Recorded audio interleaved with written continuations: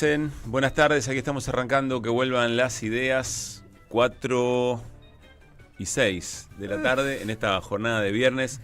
Enseguida nos ponemos a tono, con cómo estamos, con el día, con lo que nos depara la jornada para hoy, con que es viernes en definitiva y no es poca cosa, pero claro, hay un dato político de nuestra vida cotidiana que acaba de salir y lo vamos a comentar. Tiene que ver con el indicador de precios correspondiente al mes de marzo. ¿Cuánto dio Luis Pablo Gininger? Buenas tardes. ¿Qué tal, Pablo? 3,7% es el número, el aumento de los precios en relación al mes anterior, que recordemos había sido de 2,4%. Ya llevamos una suba interanual del 55,9%, casi un 60%. Sí. Creo yo que más allá de que las distintas consultoras venían anticipando que el aumento de la inflación iba a ser un poco por encima que la del mes anterior, está todavía por encima de lo que las consultoras habían predicho. Así que, bueno, atención, no veo que el gobierno esté celebrando nada en este preciso momento. No, el gobierno ya había anticipado. Hola Néstor, hola Gaby, ¿cómo andan? Sí, se había anticipado, pero no sé si, o sea, ellos saben el número antes, desde luego, pero es un número alto es una muy mala noticia para el gobierno, ese número. Es un número alto, sobre todo porque tiene que ver con un fuerte aumento de alimentos, que es lo que más pondera en el indicador. Y sobre todo porque toda la disparada de los dólares paralelos se van a pasar para la medición de abril, es decir, que abril probablemente tenga también un Sí, y falta todavía el anuncio. Y falta la evaluación. Anuncio, de acuerdo con el FMI, y qué va a pasar con el dólar y todo lo que ya sabemos, y por lo tanto el traslado a precios, sí, que posiblemente mientan diciendo no, eso ya pasó, como decía Pratgay en la época de Macri, va también a empujar todavía más. Así que la coyuntura de estos 2 meses a nivel inflacionario echa para atrás algún logro que había tenido el gobierno de Milei en meses anteriores. Bueno, el gobierno va a tener que recrear un poco el cuento, digamos, ¿no? El relato, la narrativa. ¿La saludé, Gaby? Sí. Sí, yo también te saludé. Sí, saludamos, estábamos preocupados por eso. No. El gobierno va a tener que recrear de alguna manera cómo cuenta un poco la historia para ubicar este dato también. ¿Qué quiero decir? El gobierno hoy a las 5 de la tarde tiene una suerte de reunión de gabinete donde seguramente van a definir la estrategia, por lo menos de comunicación y de lo que viene a partir de ahora. Se espera que haya una confirmación del acuerdo con el fondo, claro, y eventualmente saber qué implica, sobre todo en términos del tipo de cambio, es decir, si va a haber una devaluación, de qué magnitud o de qué manera se va. Sí, si va a ser por goteo, como claro, se está diciendo, con un aumento mayor al que viene teniendo, porque también digamos que el dólar ya se viene, el peso, ya se viene devaluando en relación al dólar. Lo que pasa es que es muy gradual. Sí. Veremos si ese número aumenta y cuánto. Vos mencionabas el aumento en alimentos y bebidas no alcohólicas, es del 5,9%. Claro. En relación al 3,7% que es el promedio, es un número alto. Y el otro tema que nos afecta también a nuestra vida cotidiana, bueno, en realidad todos nos afectan, pero prendas de vestir y calzado, 4,6%. Los dos son números muy importantes. ¿Qué pasa con servicios? Bueno, que igual pondera menos, ¿no? Lo que sí, ya servicio está un poquito por abajo del promedio, está en 3,2, lo mismo que los impuestos, que ya habían tenido una suba importante, siguen subiendo, están en 2,9, pero un poco por debajo del promedio, lo mismo que comunicación, todo lo que tiene que ver con internet, televisión por cable, etcétera, 2,5%, salud 1,8%, transporte 1,7%, equipamiento y mantenimiento del hogar 1,5%, bebidas alcohólicas y tabaco 0,8, recreación y cultura 0,2, pero el más importante que registra, y es lógico, esto es estacional, tiene que ver con la educación, que está en el 21,6%. 21,6% tiene que ver con el mes de marzo, sí, y el comienzo de las clases. Bueno, mirá el dato para la familia tipo, ¿no? Familia tipo, le decían antes, de 4 integrantes, 1.100.266,99 para no ser pobre. Esa es la cifra. Es una familia de 4. De 4. 2 adultos, sí, dos menores. 2 chicos. Bueno, se dispararon los precios, inflación del 3,7%, es un dato político. Y a la espera de lo que va a ocurrir efectivamente con el acuerdo, ¿no? Con el acuerdo con el Fondo Monetario Internacional, en jornadas en las que prácticamente no hay encuestadoras que no narren una caída en la imagen de Milei. Hay que ver también cómo se va a leer, ¿no? Por parte de la sociedad el regreso al Fondo Monetario y cómo interpreta los anuncios. Es decir, si confía en que esta vez es distinto y un ir al fondo no anticipa una crisis devaluatoria, es decir, esa circunstancia que desde hace, que por lo menos, no sé, los últimos 20 años se ha retomado, se ha comparado lo que significa vivir sin el fondo y vivir con el fondo, o si el gobierno logra domesticar un poco la mirada sobre el momento, ¿no? El problema con la mirada y la reacción social también tiene que ver con lo que decía Gaby hace un ratito, ¿no? La imposibilidad para la gran mayoría de las familias argentinas de llegar a fin de mes. Entonces, es parecido a lo que decíamos ayer en relación al paro, ¿no? Fue importante, paró la mayoría, no paró. ¿Quién puede parar hoy en la Argentina? Bueno, tenés que tener ciertas condiciones. Y a lo mejor un acuerdo con el FMI para un sector importante de la Argentina es visto como una señal de tranquilidad en una situación.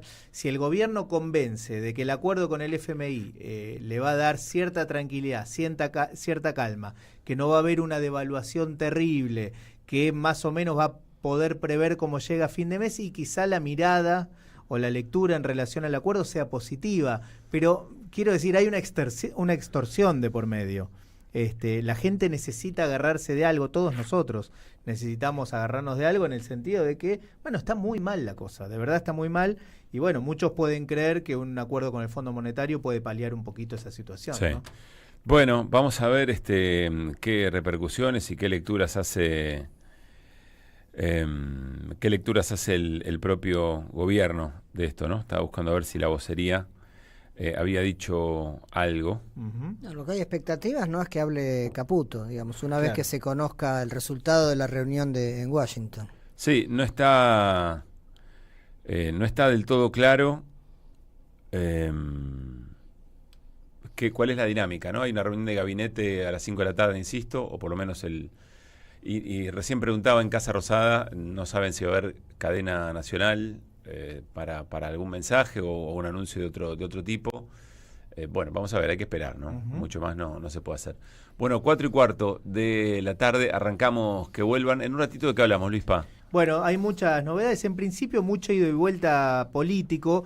En primer lugar, la semana que viene, Guillermo Francos, el jefe de gabinete, va a tener que rendir cuentas ante el Congreso. Vamos a repasar esa situación, de qué se trata esta presencia del ministro allí.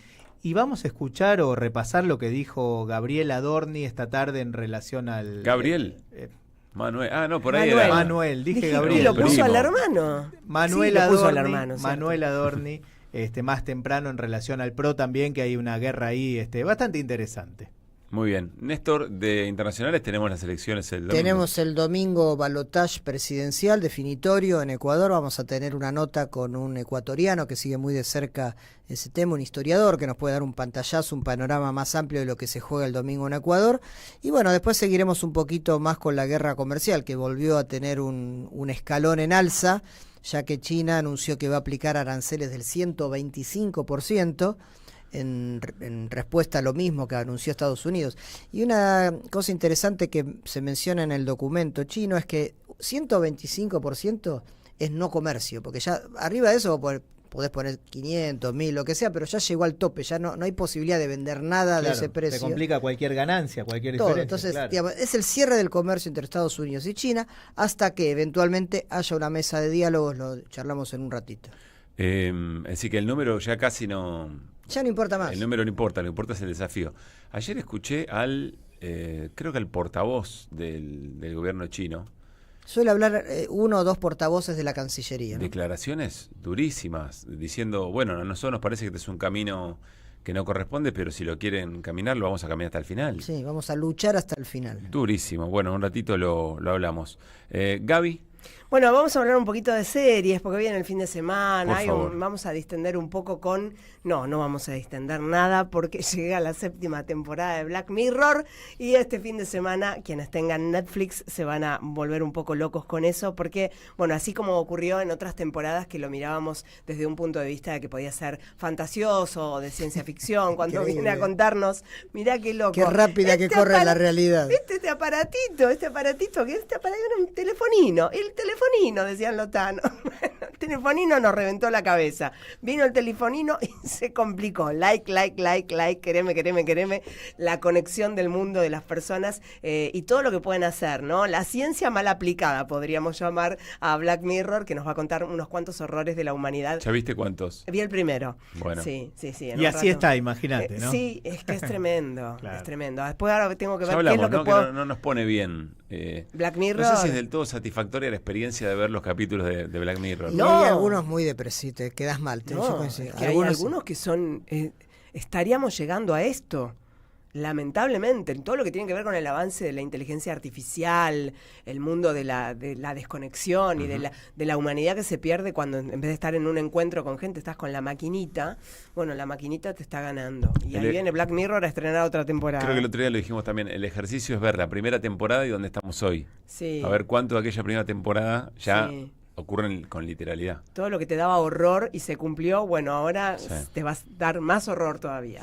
Bueno, Vicente Castro está en la operación de video, Charles Escalante en la puesta en el aire, Alejandro Aimú produce, Mariano Randazzo, que en un ratito vamos a repasar el resumen, si quieren podemos entrarle al resumen de la semana en ediciones y Nicola Cava nos coordina. ¿Vamos con el resumen? ¿Les parece? Dale. Lo que nos pasó esta semana, lo que hicimos que nos pase, dale.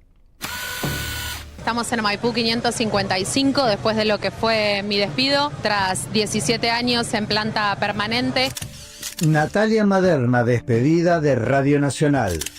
Y lo que genera obviamente es la convocatoria de cada uno de los y las trabajadoras y trabajadores de los medios públicos, fundamentalmente recordando que tanto Radio Nacional como las 49 emisoras y la televisión pública formaban parte de la ley Bases, donde se buscaba la privatización y la venta, convocados por supuesto, atentos al precedente también que puede sentar después de un despido de planta permanente ocupando las calles.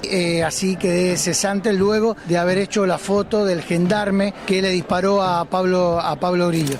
Caloyan Santos Cabrera, despedido de la Secretaría de Cultura. Estamos acá en un abrazo colectivo en Radio Nacional, también porque hay otros dos colegas, Natu Maderna y Fabián, que fueron despedidos también. Es una clara señal de disciplinamiento al gremio y a la prensa por parte de este gobierno.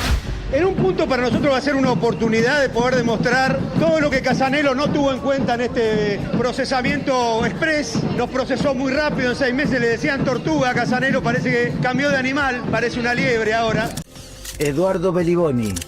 Lo que ha hecho es no tener en cuenta ninguna de las pruebas que hemos presentado contra las mentiras del Ministerio de Desarrollo Social, contra la presentación de testigos que no nos aceptaron. El juicio va a ser una oportunidad para mostrar que el juez Casanelo nos procesó por una razón política, no por una razón jurídica. Por emitir 2 tuits sobre mi opinión al respecto del Estado de Israel, que no es una opinión específica mía, no soy original en nada en lo que estoy diciendo en las redes sociales, un juez federal me citó a indagatoria. Vanina Biasi. Esto ya es muy grave. Quiero que sepan que la ley antidiscriminatoria debiera tramitarse por las características que tiene, por ser una ley que no tiene penas de cárcel, etcétera, en la justicia ordinaria. Sin embargo, a mí me tramitaron todo en la justicia federal. Y finalmente lo que ocurrió fue que cuando me toman indagatoria, el Código Procesal Penal dice que en 10 días te tienen que decidir si te procesan o te sobreseen. Eso nunca ocurrió. Entonces ahora me llega esta notificación de procesamiento por infringir la ley antidiscriminatoria cuando estoy en medio de un proceso electoral y bueno, intentando utilizar esta causa que fue política desde el primer día, justamente como un instrumento político del poder en este momento. Es un poder que está muy enojado conmigo porque como diputada la verdad es que no me he callado nada de lo que tenía para decirles y eso los ofende mucho. Se dio un gesto de fuerte personalidad, de carácter, de temperamento de la Cámara de Diputados. Se aprobó la comisión investigadora por el escándalo de la estafa cripto que tiene como protagonista el presidente de la Nación. Se aprobaron las interpelaciones a los funcionarios. Se aprobaron pedido de informes, todos sobre el caso Libra. Se avanzó además en un tema trascendental que es un pedido de informes vinculado a la obra pública, muy especialmente al desastre y al desfinanciamiento de la obra de vialidad. También pudimos emplazar a las comisiones para tratar la emergencia en discapacidad y mañana mismo ya se emplazaron a las comisiones para que podamos avanzar en la agenda de los jubilados. Germán Martínez. Cada uno de los lugares donde vamos, los que nos piden trabajen para la unidad, para ponerle un freno a Milei. Bueno, hoy hubo un esfuerzo enorme y nuestro bloque con mucha fuerza, con mucha pasión, acompañados por otros bloques, hemos logrado el objetivo. La huelga es el último recurso que tenemos. Por lo tanto, todas las complicaciones que genera esta medida de fuerza, a la Casa Rosada las responsabilidades de manera directa, porque el diálogo no forma parte de las herramientas de gestión que tiene este gobierno, ¿no? Rodolfo Aguiar, AT Nacional. Nosotros los estatales hemos parado casi en totalidad, el 95% en este momento promedia la adhesión en todo el país.